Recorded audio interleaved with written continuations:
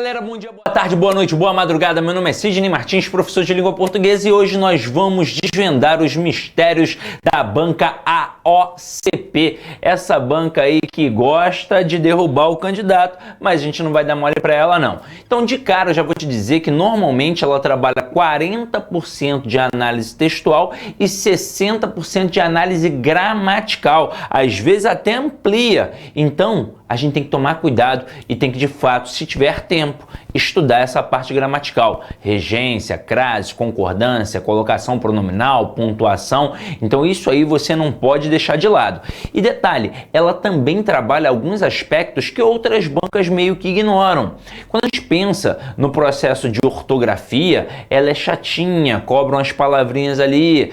Ela também cobra a parte de acentuação. E quando a gente pensa nessa parte de fonética, fonologia, ela vai em alguns aspectos que algumas bancas ignoram, como a parte do dígrafo, do dífono, identificação de letras e fonemas. Então tudo isso, a parte pesada da gramática, a gente tem que ter cuidado. Agora, deixa isso de lado e vamos cair para dentro. O que eu fiz aqui com vocês? Eu preparei um esquema juntando duas provas. E aí dessa forma a gente aborda todos os aspectos que de fato a banca cobra. E normalmente quando um aluno vai fazer a prova, qual é a grande dificuldade no início? A grande dificuldade que ele tem é o saber se comportar diante da prova. Porque a gente não sabe muito bem quando é um candidato iniciante, o que tem que fazer. Quando o candidato já é macaco velho, ele sabe muito bem como se comportar e qual é o aspecto que ele precisa ter em mente. Primeira coisa que eu vou encarar é o texto. E aí, para encarar o texto, eu tenho que fazer uma leitura adequada. Só que normalmente a gente faz uma leitura equivocada.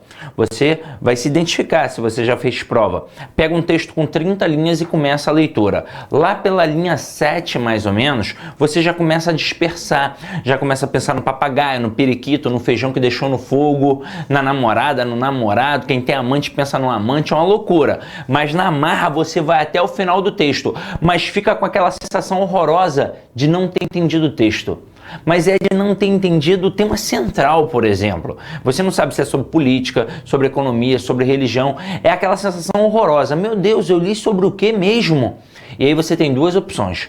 Ou você parte para a prova sem ter entendido o texto, e eu particularmente até acho a melhor opção, porque você vai fazer primeiras de gramática e depois, se sobrar tempo, com calma você vai tentar entender melhor o texto. Ou você tem uma segunda leitura imediata. E aí o problema é se não funcionar. Porque se funcionar, beleza. Mas e se não funcionar? Imagina, você leu o texto duas vezes e não entendeu nas duas vezes. Não há cristão no mundo que mantenha a calma. Você perdeu a prova, porque vai afetar o teu psicológico, você vai ficar ali muito preocupado, já era, perdeu a prova. E como é que a gente faz para minimizar isso? Muito simples. Você vai fazer uma leitura em voz alta. Calma que não é com esse tom de voz aqui não. É só um leve balbuciar para você escutar o tom da sua voz. Eu não sei se vocês sabem, mas o gago, ele só gagueja porque pensa muito rápido e o aparelho fonador não acompanha. Em que momento o gago não gagueja? Quando ele canta. E por que na hora do canto ele não gagueja? Porque na hora do canto tem pausas e entonações. O que a gente faz na leitura em voz alta. A leitura mental não tem isso. Leitura mental não tem ponto, não tem vírgula, então não tem pausas. E aí você faz uma leitura muito fluida, muito rápida e automaticamente dispersiva, levando em consideração que no dia da prova você com certeza estará tenso, então tem que tomar cuidado. Então vamos lá. Peguei o texto, fiz a leitura em voz alta e como deve ser feita, ali não tem ponto e vírgula à toa. Algumas palavras são para serem ditas mais fortemente de fato. Ao final do texto, eu tenho certeza que o tema central você compreendeu. Você vai saber se é sobre política, sobre religião, sobre economia. Isso tudo você vai saber. Você pode não saber alguns fragmentos, não ter entendido alguns fragmentos, mas entendeu a totalidade? Entendi, Sidney. Então tá tranquilo, não tem problema. Agora você parte para a prova. Só que ao partir para a prova, você vai ter um outro probleminha. Porque não é simplesmente responder qualquer questão. Ah, vai ter um texto, eu vou responder perguntas do texto. Não. Você tem que saber se a questão é de compreensão ou se ela é de interpretação. interpretação. E são coisas completamente diferentes, galera, completamente diferentes. Quando a gente fala de compreensão, é aquilo que está dentro do texto. E quando a gente fala de interpretação, é aquilo que vai além do texto. Isso vai influenciar em quê, no final das contas? No comando dado, na ordem da questão. Então, se a questão é de compreensão e te joga para dentro do texto, como vai ser o comando dessa questão? Segundo o texto, de acordo com o texto, pode ser que apareça assim, ó, a palavra do texto, ou então na linha tal, no termo tal, no período tal, no parágrafo tal e por aí vai. Agora, se a questão fizer isso, você tem mais é que agradecer a Deus e levantar as mãos para o céu. Porque se o cara te manda para a linha 5, o que você tem que fazer? Tem que ir lá à linha 5 e marcar o termo que está ali. E por que você vai fazer isso? Porque a resposta dessa questão está no entorno da linha 5. Se a questão número 2, por exemplo, te mandar para a linha 13, você vai até a linha 13 e vai marcar o termo que está ali. Porque, mais uma vez, a resposta dessa questão estará aqui, ó, no entorno da linha 13. E o que eu quero dizer com isso? Que para resolver uma questão de compreensão, basta ter calma e atenção. Você vai achar, afinal de contas, a resposta está dentro do texto. Agora, e se a questão for de interpretação? Aí o bicho pega, porque agora vai além do texto. O comando muda completamente. Agora não é mais segundo o texto, agora é infere-se que, deduz-se que, analisa-se que, interpreta-se que e por aí vai. E se eu estou dizendo que vai além do texto, eu estou falando de conhecimento de mundo. Quanto maior o teu conhecimento de mundo, maior a tua capacidade interpretativa. E, infelizmente, conhecimento de mundo não se aprende de uma hora para outra. Não é num cursinho presencial ou online que você vai adquirir isso. É a bagagem de uma vida inteira. Tem que ter lido bons livros, tem que ter visto bons filmes, tem que ter escutado boa música. Idade conta. Uma pessoa de 40 anos é infinitamente mais experiente que uma pessoa de 20. Aí você vai falar assim, pô, então eu tô ferrado porque eu só vejo Sessão da Tarde, escuto a Anitta. Mas, para nossa sorte, a maioria das questões serão de compreensão. E quando forem de interpretação, ainda assim terão o texto como base. E o que eu quero dizer com isso? Que numa prova de concurso público, você jamais vai se preocupar com o que o autor quis dizer. Você só vai se preocupar com o que ele disse de fato. E dentro dessa perspectiva, só existem 3 erros interpretativos, 3 erros de entendimento. São eles: o erro de redução, o erro de contradição e o erro de extrapolação. Vou fazer uma pequena analogia para que vocês possam entender bem essa diferença. 2 professores amigos meus, Alexandre Prado, professor brilhante de Direito Administrativo, e Arthur Damasceno, professor brilhante de Direito Constitucional. Olha o exemplo.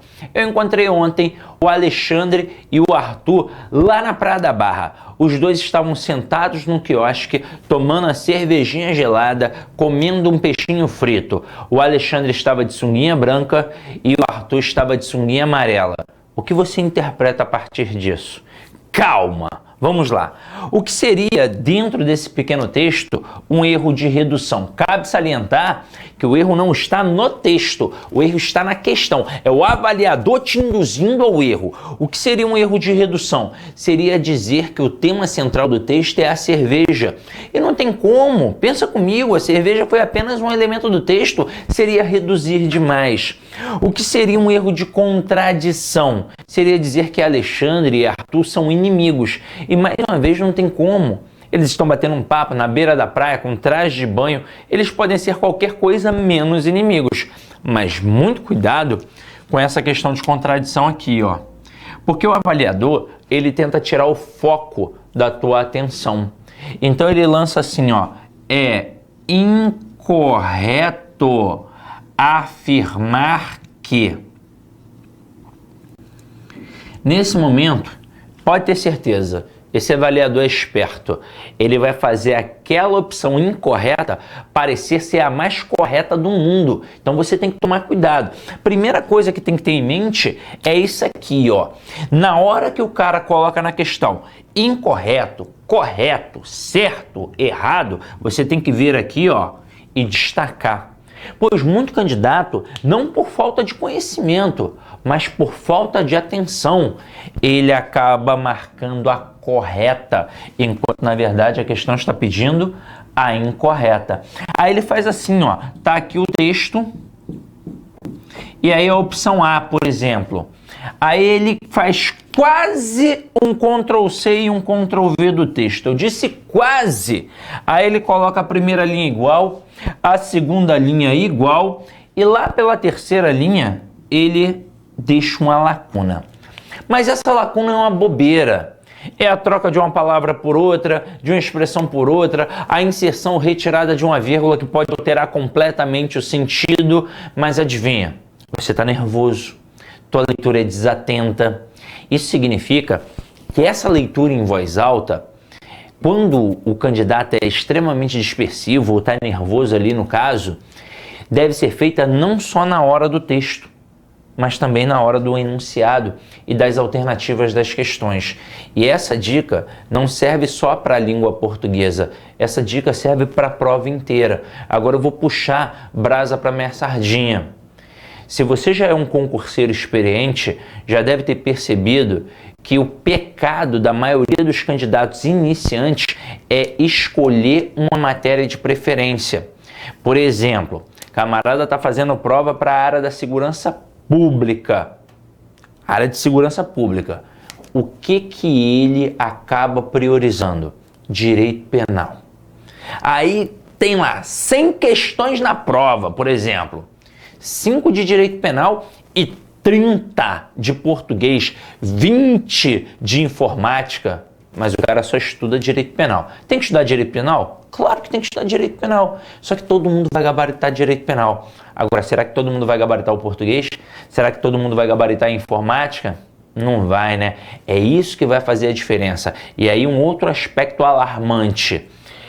Fazer uma boa leitura do texto resolve as questões de direito também.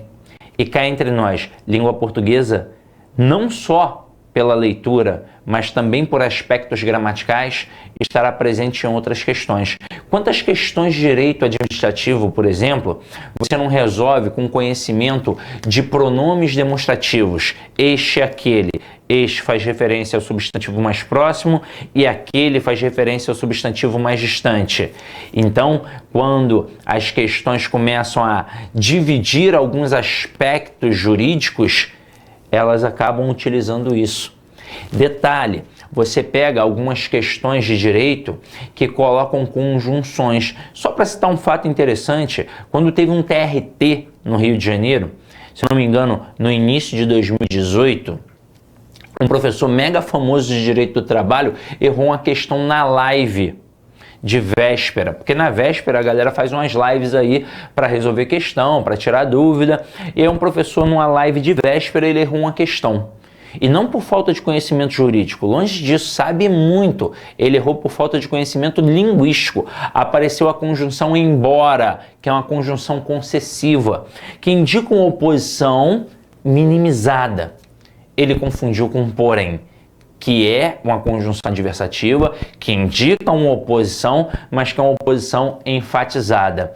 Naquele momento, a troca do embora pelo porém foi o suficiente para alterar completamente o sentido do enunciado. E aquele cara que só faz aquilo da vida e que é fera, um dos melhores do Brasil, errou a questão.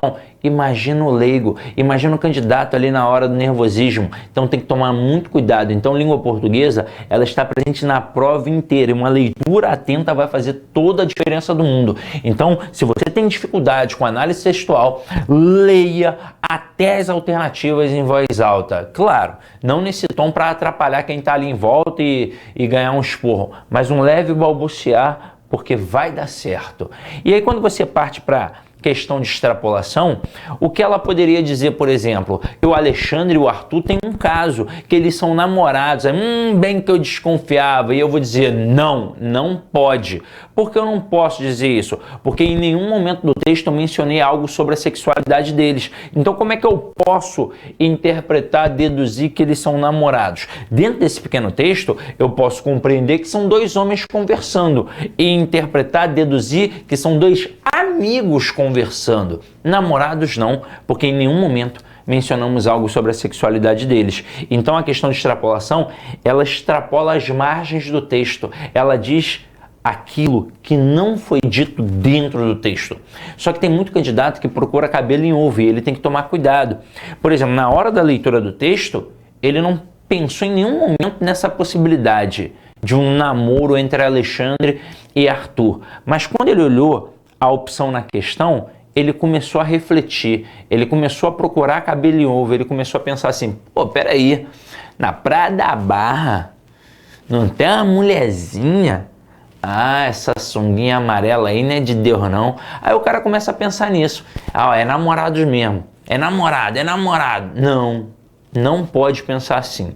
Se a questão diz algo que não foi dito no texto, pode ter certeza, é uma questão de extrapolação. E agora nós estamos aptos para resolver qualquer questão de texto. Então olha aí para o texto que a gente vai dar uma olhada aqui agora. Ó. Acompanha aqui comigo esse primeiro texto. Título aí, ó. Bitcoin, uma moeda simples que está criando milionários pelo mundo. O Bitcoin, uma criptomoeda, tem ficado cada vez mais popular. É crescente o número de pessoas que querem saber como investir na moeda digital. Se Bitcoin é seguro e se é um bom investimento. Muitos países olham para a moeda com interesse. O Japão já reconhece o Bitcoin como forma de pagamento em diversos estabelecimentos. Alguns países da África e Europa Oriental lideram as pesquisas sobre a criptomoeda. Há Banco Mundial que aceita depósitos em Bitcoin e não faltam casos de pessoas que enriqueceram com Bitcoin. Um deles é Eric Feiman, um dos primeiros a investir na moeda. Hoje, Eric tem 403 bitcoins a preços atuais perto de 4.400 dólares, o que lhe confere a fortuna de 1,8 milhões de dólares, aproximadamente 5,7 milhões de reais. Olha aqui para mim rapidinho. A prova em questão não abordou essa maldade, mas o texto apresentado aqui teve um erro de concordância. E eu vou mostrar aqui para vocês rapidamente. Não é da questão, mas eu vou mostrar rapidamente. Volta aqui, ó. Ele diz assim, ó. Olha essa parte aqui, ó.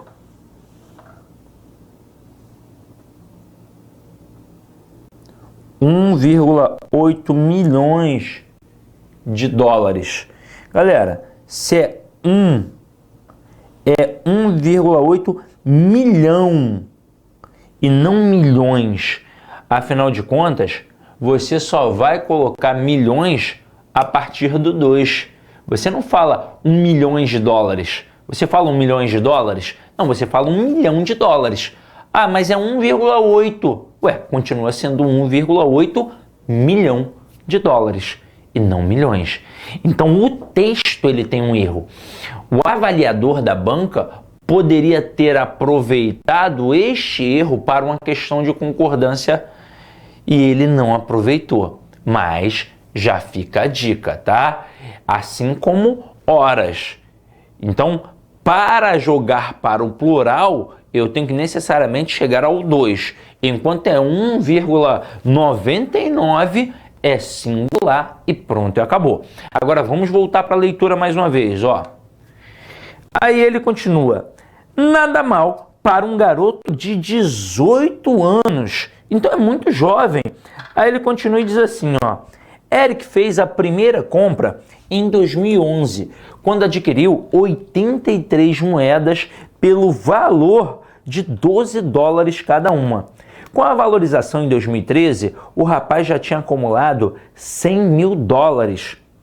E se você tivesse feito o mesmo? Naquela época, o dólar estava bem mais barato no Brasil. Fechou 2011 na casa dos 1,85 reais. Você teria investido R$ 1.842,60 para comprar as 83 moedas. Se tivesse simplesmente feito isso e não comprado mais nenhum Bitcoin, você teria hoje mais de 1.100.000 reais.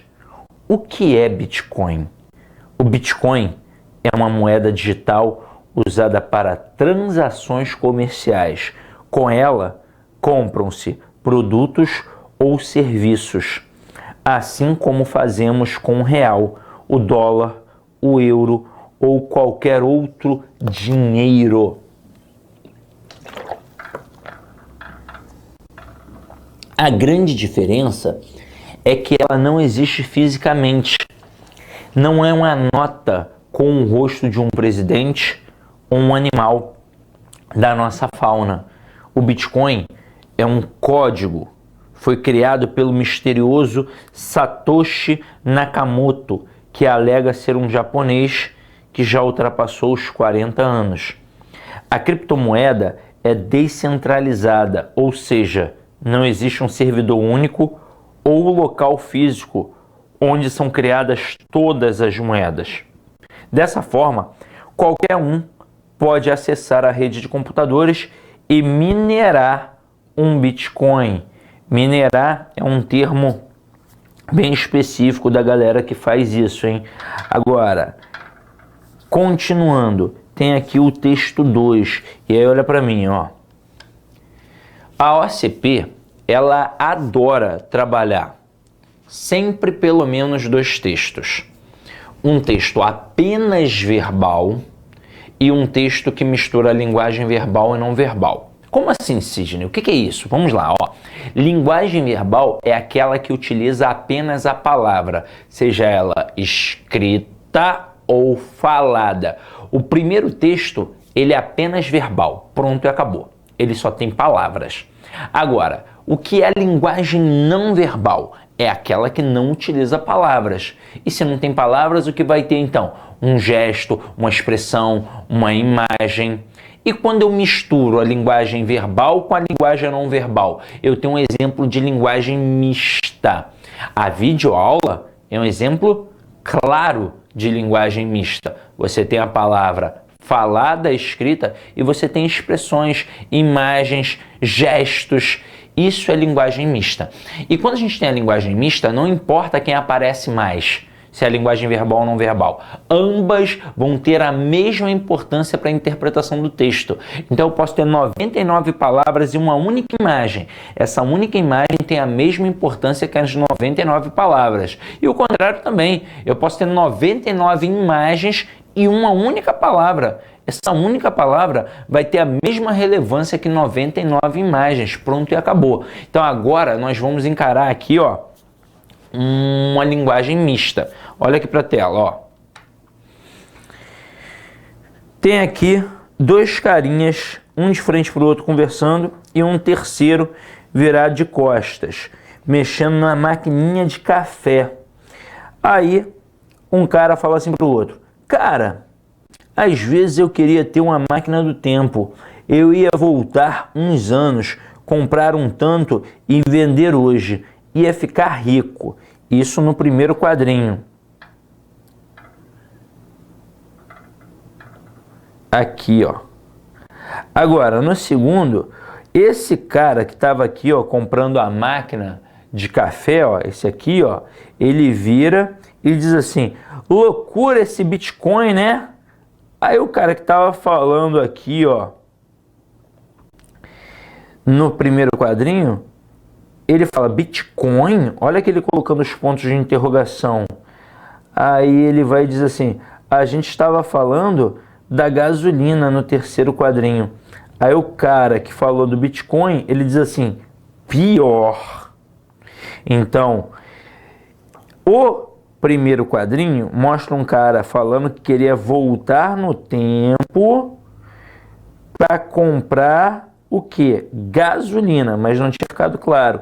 Aí o segundo pensou, pô, é Bitcoin então. Aí, só depois que ele diz que é a gasolina e o cara do Bitcoin ainda fala assim, pior. Então vamos lá, continuando aqui, ó. Na primeira questão, ele diz assim, considere os textos 1 e 2.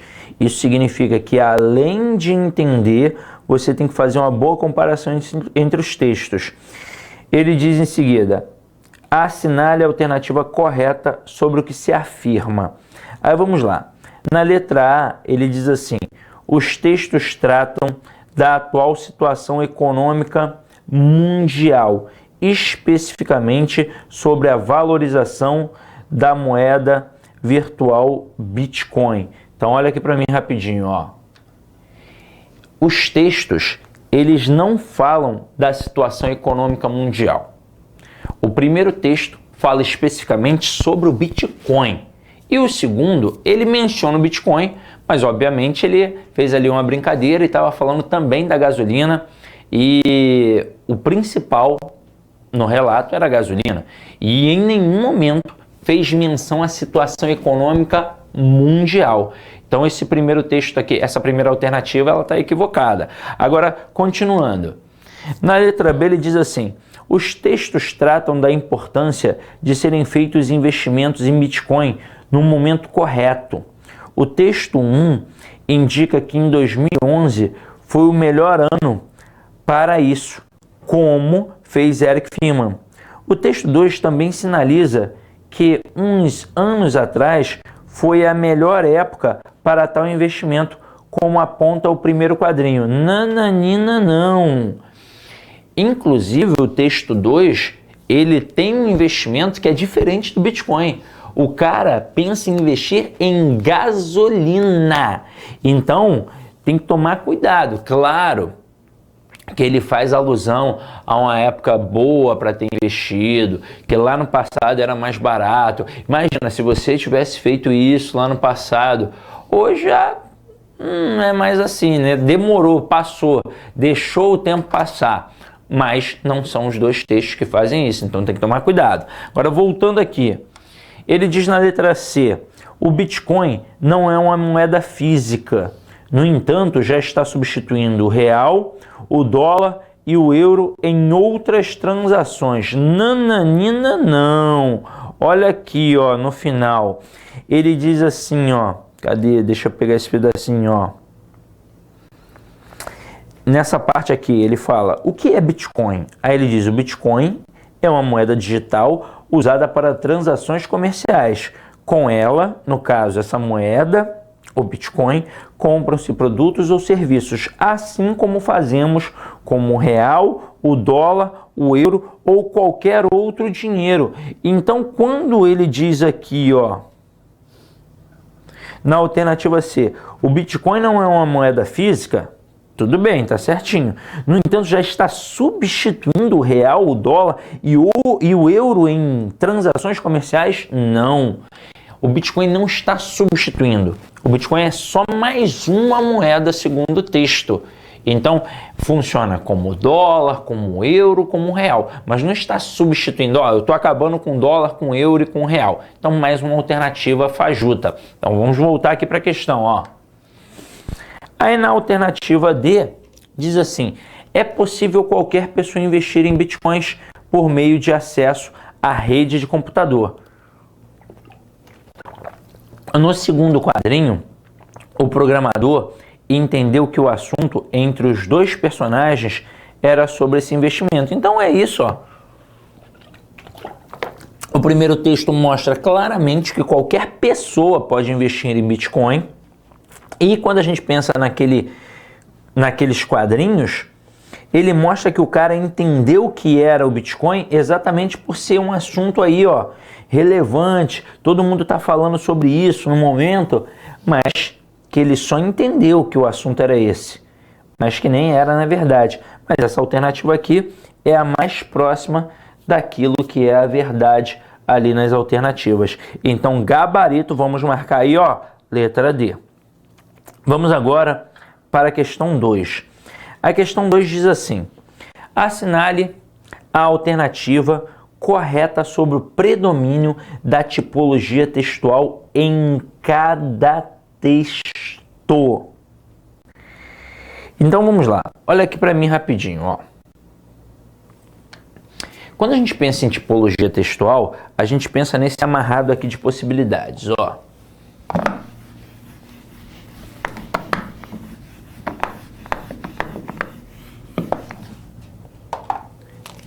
Pensei em tipologia textual, eu pensei também em modos de organização textual. Agora, quando a gente estudava isso lá no passado, a gente colocava narração, descrição e dissertação.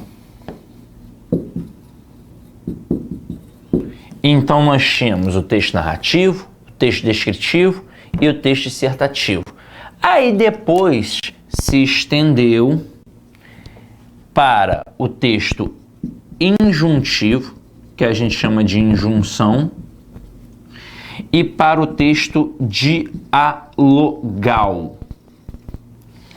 Mas cá entre nós, as bancas de forma geral trabalham muito a dissertação, a narração em segunda partida e de vez em quando vem com texto injuntivo. Pois qual é a grande diferença? Já que antigamente viam apenas esses três primeiros. O texto narrativo é aquele texto que tem um narrador, ou seja, alguém está contando uma história. É isso. Funciona como se fosse um filme. Agora, o texto descritivo é um retrato. Um retrato. O texto dissertativo é um slide. Aí eu ainda tenho a divisão entre a dissertação expositiva ou informativa e ainda tem a dissertação argumentativa.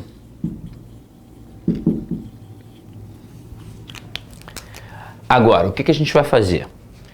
Eu vou dar uma finalizada aqui no bloco e no bloco seguinte a gente vai explicar com mais calma cada um desses elementos para a gente fazer a questão com calma e tranquilidade e porventura você acertar qualquer outra questão sobre o assunto também, tá? Então, ó, beijão, até daqui a pouco.